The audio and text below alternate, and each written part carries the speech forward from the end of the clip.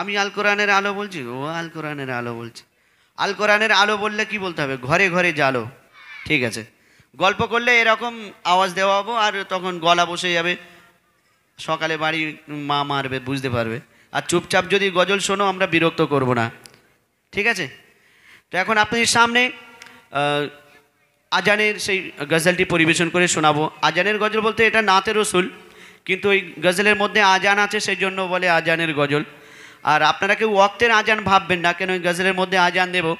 কিছুদিন আগে আমরা ক্যানিংয়ে প্রোগ্রামে গিয়েছিলাম, আর ওদিকে একটু দক্ষিণ 24 পরগনায় 10টা থেকে আরম্ভ হয় আর 2-2-2:30 পর্যন্ত হয়।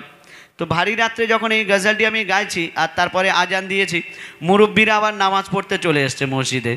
তাই আমি আগে থেকেই বলে দিলাম, আপনারা কেউ ওয়াক্তের আজান ভাববেন না। তো কবি ছন্দের মাধ্যমে কি লিখছে শুনুন। আরশ পাকের পাক রতন, একটু ইকো কমান। আরশ পাকের পাক রতন, নূরে গড়া নূর বদন। আরশ পাকের পাক রতন, নূরে গড়া নূর বদন। যার চরণ পরশ পেয়ে ভুবন ধন্য হয়ে যায়।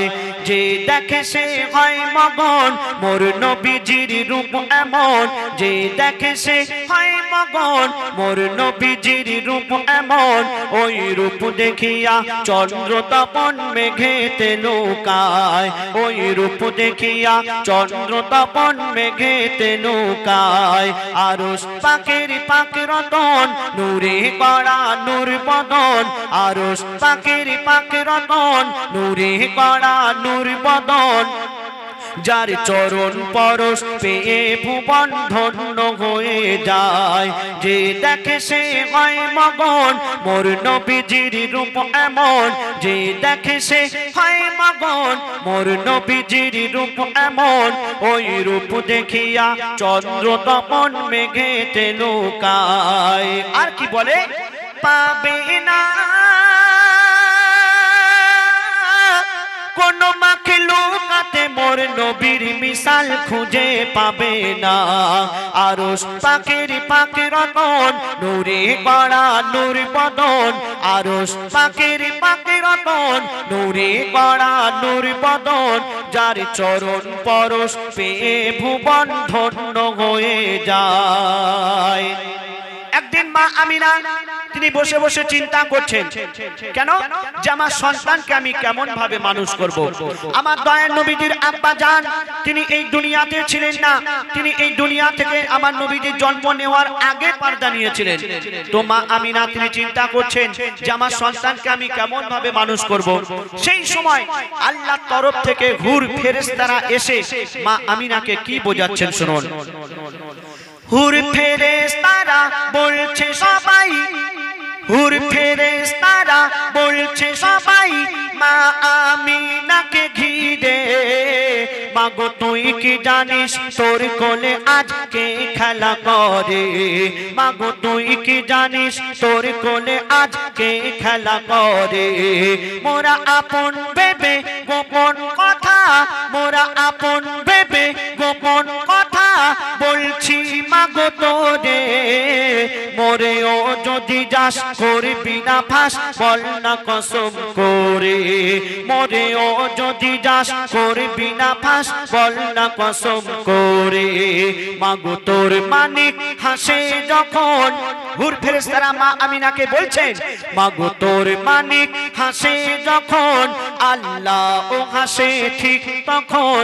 মাগো তোর মানিক হাসে যখন, আল্লাহ ও হাসে ঠিক তখন। তোর লালের মনে লাগলে ব্যথা আরশ দুলে যায়। তোর লালের মনে লাগলে ব্যথা আরশ দুলে যায়। কেন? পাবে না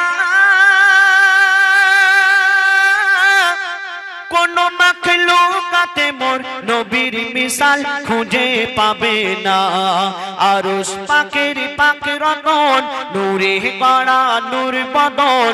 আরশ পাকের পাক রতন, নূরে গড়া নূর বদন। যার চরণ পরশ পেয়ে ভুবন ধন্য হয়ে যায়। নবীজির জামানায় কিছু বেদিন মুশরিক শায়ের ছিল, আমরা যাদের বাংলায় কবি বলে থাকি। আমাদের যে গজলগুলো লেখে আমরা তাদের কবি বলি। আমরা যে কিতাবগুলো পড়ি যারা লেখেন তাদের আমরা কবি বলি। তো সেই নবীজির জামানায় কিছু কবি ছিল, শায়ের ছিল। তো সেই কবি যে কথাগুলো লিখতো, যে কথাগুলো বলতো, সেই যুগের মানুষরা মেনে চলতো। কবিদের বহু সম্মান দেওয়া হতো। তো আল্লাহ রসুল যখন কোরআন নিয়ে প্রচার করছেন, আল্লাহর বাণী নিয়ে প্রচার করছেন, তখন সেই যুগের মানুষেরা মনে করলো ইনি একজন বড় কবি। কেন কোরআন শরীফ আপনি পড়বেন দেখবেন প্রত্যেক আয়াত গজলের মতো মিল আছে। গজল যেমন প্রত্যেক ছন্দে ছন্দে মিল, তো কোরআনের আয়াত ও আল্লাহ পাক একদম মিলিয়ে দিয়েছেন। তো আল্লাহ রসুল যখন কোরআনের বাণী প্রচার করেন তখন সেই যুগের মানুষরা মনে করলো ইনি একজন বড় কবি আর নিজের মন গড়া কথা বলছেন, নাউজুবিল্লাহ। তো সেই বেদিনরা একদিন আমার দয়ার রাসূলের কাছে এসে কি বলছে শুনুন। মদিনার যত কাফের বলে তুমি শায়ের, মদিনার যত কাফের বলে তুমি শায়ের, নাকি দেবতাদের দেবতা। রোজ রোজ কথা পাও এত নতুন নতুন কথা, রোজ রোজ কথা পাও এত নতুন নতুন কথা। তখন বলে মোর দয়ার নবী, বলে মোর দয়ার নবী, বলে মোর দয়ার নবী আমি নই কোনো কবি, বলে মোর দয়ার নবী আমি নই কোনো কবি, বলি না মন গড়া কথা। আমি আমার জীবনে ধরিনি কভু কলম আর খাতা, আমি আমার জীবনে ধরিনি কভু কলম আর খাতা। আমার দয়ার রাসূল তিনি কোনো মাদ্রাসা স্কুলেতে পড়েননি, তিনি স্কুলেতে পড়েননি। কেন? তিনি কার কাছ থেকে শিখবেন?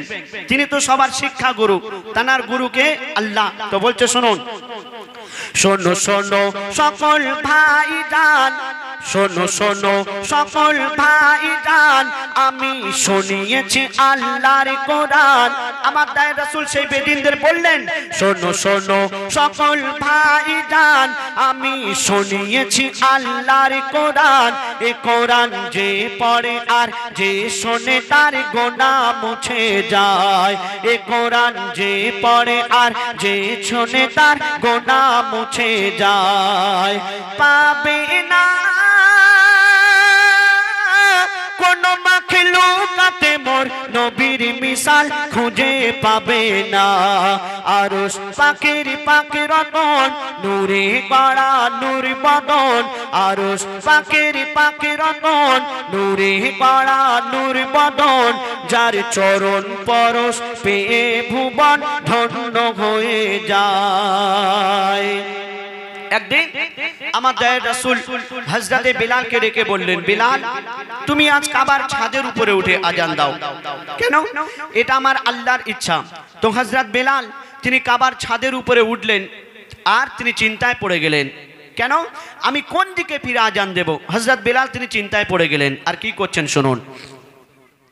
কাবার ছাদের উপরে, কাবার ছাদের উপরে উঠে বেলাল পড়ে যায় চিন্তায়, ভাবে কোন দিকে মুখ করে এখন আজান দেওয়া যায়, ভাবে কোন দিকে মুখ করে এখন আজান দেওয়া যায়।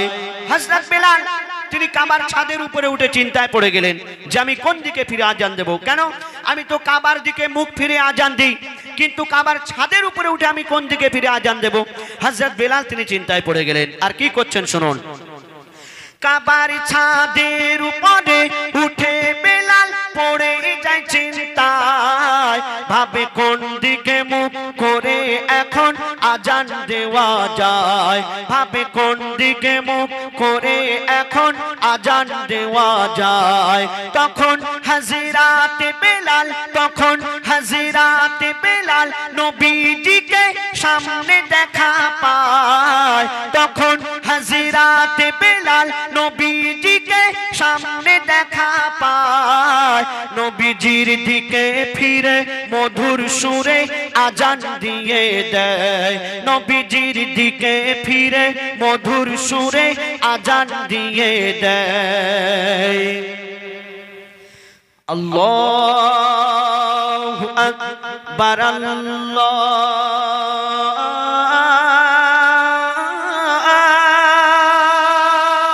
আকবার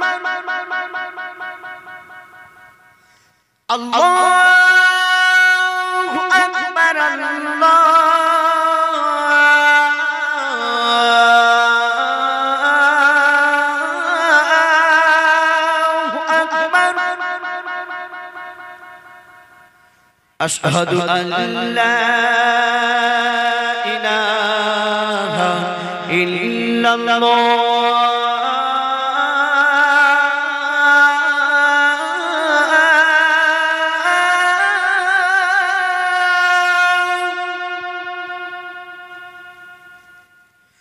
أشهد أن محمدًا رسول الله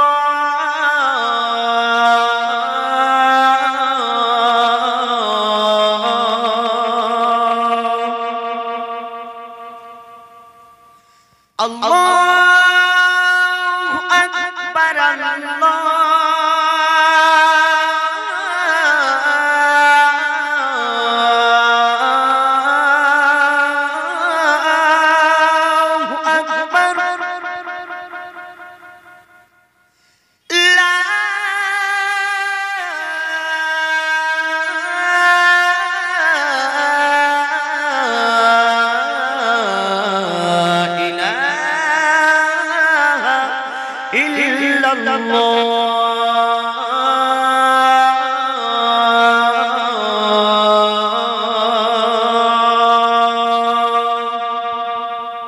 হযরত বেলাল তিনি আমার নবীর দিকে মুখ ফিরে আজান দিয়ে দিলেন আর আকাশ পানে তাকিয়ে কি বলছেন তুমি আজ সাক্ষী থেকো মোর আল্লাহ হযরত বেলাল বলছেন তুমি আজ সাক্ষী থেকো মোর আল্লাহ রাসূল আল্লাহ আমার কেবলা তুমি আজ সাক্ষী থেকো মোর আল্লাহ রাসূল আল্লাহ আমার কেবলা মোর কেবলার সাথে আল্লাহ গো মোর হাসর যেন হয় মোর কেবলার সাথে আল্লাহ গো মোর হাসর যেন হয় আরশ পাকের পাকের মন নূরে গড়া নূর বদন আরশ পাকের পাকের মন নূরে গড়া নূর বদন যার চরণ পরশ পেয়ে ভুবন ধন্য হয়ে যায় শুনলেন ভালো লাগছে নাকি দাদা আচ্ছা ঠিক আছে আমাদের টাইম পার হয়ে গেলেই হলো এবার আপনাদের সামনে আমার বন্ধু হুজাইফা তার কিছু ফরমাইশ আছে সেগুলো শোনাবে